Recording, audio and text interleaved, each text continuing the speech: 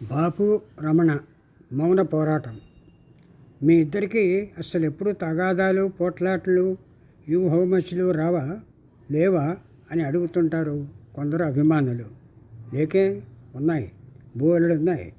కానీ మంచి చుట్టాల్లా వస్తూ పోతూ ఉంటాయి. That's all. సెటిల్ అయిపోవు. మాకే ఏమిటి, లోకంలో తల్లి బిడ్డలకి, అన్నదమ్ములకి, ఆలుమగలకి అందరికీ బొమ్మ బురుసు ఉంటాయి. మాయరోగమదేమో కానీ మనిషికి కుదరదు అన్నారు సిన్నారే గారు. పోట్లాటకి ఇద్దరెందుకు, ఒక్కడు చాలు, నాతో నాకే పడదు అన్నాడు సంగీత సాహిత్య ఆరాధకుడు విఏకే రంగారావు గారు. ఇద్దరుగా పుట్టి తుంటి దగ్గర అతుక్కుపోయిన సయాబీస్ కవలల్ లాంటి వాళ్ళకు కూడా 1811 నుంచి 1874 కూడా పేచీలు ఉండేవి. వాళ్ళు నవ్వుతూ ఏడుస్తూ 25 ఏళ్ళు కాపురం కూడా చేశారు. పిల్లల్ని కన్నారు. తప్పనిసరి అవసరమే కాదు, మనసుంటే మనుషులు ఒకటవుతారు, లేకపోతే ఒక్కరు 100 అవుతారు, 1,00,000 అవుతారు. నిజమే, ఒక్కొక్కరిలోనూ 2 మడుసులు కాపురాలు అంటున్నారు. శ్రీశ్రీ గారు చెప్పినట్టు బ్రాడ్వేలో కాంచనమాల, రాక్సీలో నార్మా షేరర్ దగ్గర నుంచి ఉరివేసుకు చనిపోవటమో సముద్రమున పడిపోవటమో వరకు అన్నిటికీ ద్వంద్వాలే. అసలు ప్రతి ఒక్క జీవి నిజానికి 2 కలిసిన జంట. ఆ జీవిలో మళ్ళీ 2, ఆడ మగ, కుడి ఎడమ, ముందు వెనక, పైన కింద, లోన బయట, అన్నిటినీ మించి దొంగ దొర. ఇద్దరూ ఒక్కింట్లోనే అద్దుకుంటారు. Beware of yourself. నీలో దాగిన దొంగని గమనిస్తూ ఉండు. అదే be aware of yourself అంటారు గ్రేట్ టీచర్ జిడ్డు కృష్ణమూర్తి. పొగడాల దండ ఇంకోటి మెడలో వేస్తున్నప్పుడు, నీ మెడలో వేయించుకున్నప్పుడు ఇల్లాళ్ళకి ప్రియురాళ్ళకి నిజాలు అడ్జస్ట్ చేస్తున్న వేళ. కథ వదిలి హరికథల కసరత్తులోకి వెళ్ళిపోతున్నాను.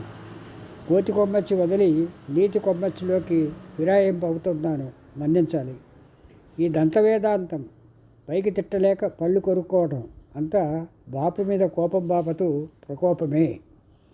పెళ్లి పుస్తకం చిత్రానికి నేను రాసిన సీను అతనికి నచ్చలేదు. ఆ నచ్చకపోవటం నాకు నచ్చలేదు. అతను వాదనకి ఛాన్స్ ఇవ్వకుండా రివాజుగా తీర్పు చెప్పేశాడు బాగులేదని.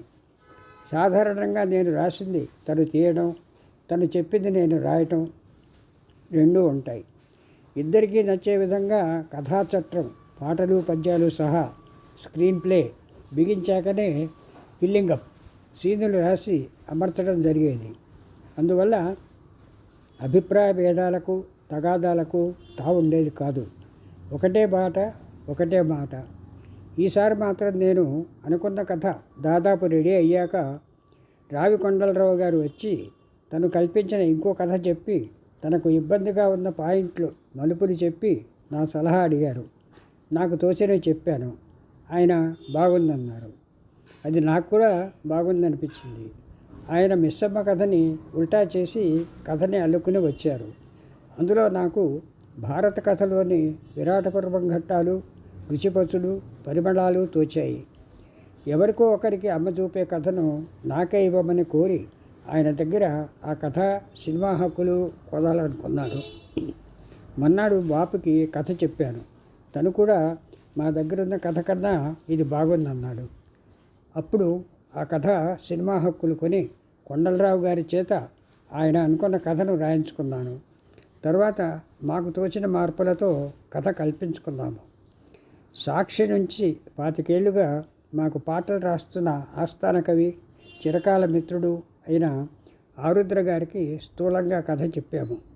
ఒక్క వంశవృక్షం తప్ప మా చిత్రాలన్నింటిలోనూ ఆయన పాటలు విధిగా ఉండేవి. ఈ చిత్రానికి పెళ్లి పుస్తకం అనే టైటిల్ కూడా ఆయనే పెట్టారు.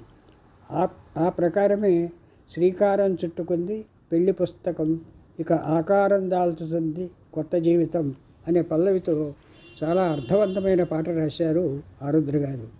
అది నాటికి నేటికి సూపర్ హిట్. నేను వేరే పని మీద బెదవాడ వెళ్ళి 2-3 రోజులు మకాన్ చేశాను. పనులు వేరే ఉన్నా బుర్ర నిండా పెళ్లి పుస్తకం కథయే ఉన్నందువల్ల నవోదయ వారిని అడిగి ఓ దస్తా తెల్లకాయతాలు తెచ్చుకున్నారు.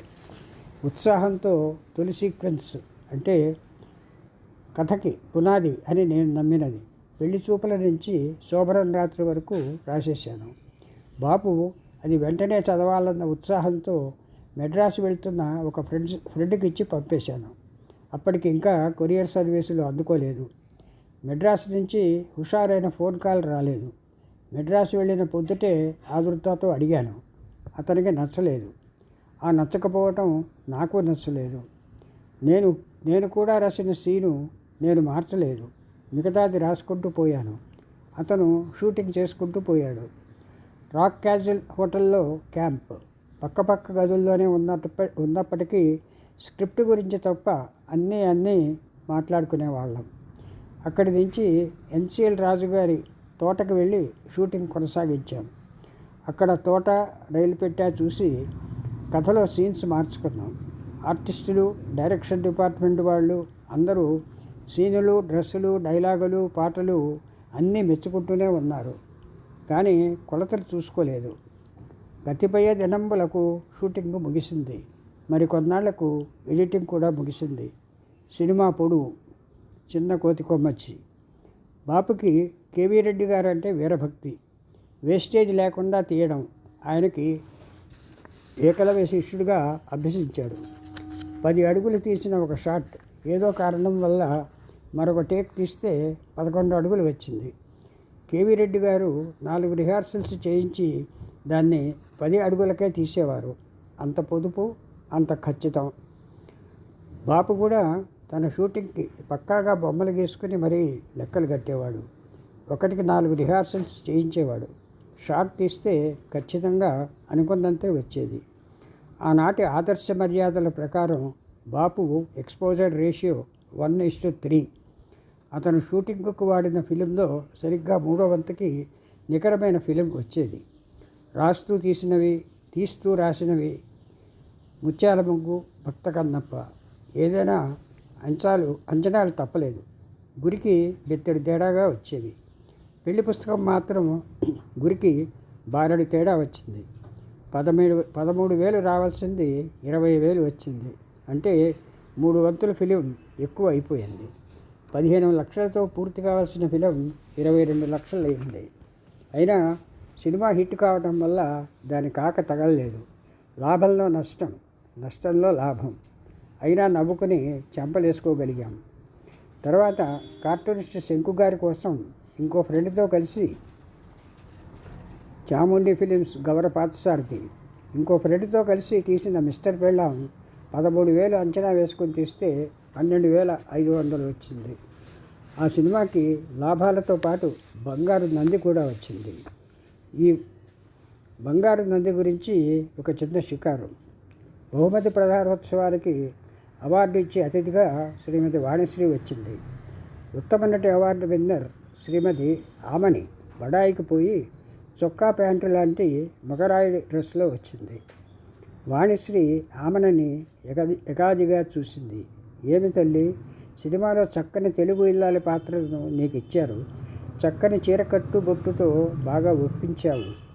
అది చూసి నీకు అవార్డు ఇచ్చిన వారు ఇది చూస్తారో లేదో, నీకే ఇవ్వాలో నిన్ను తీర్చిన బాపు గారికే ఇవ్వాలో అన్నది.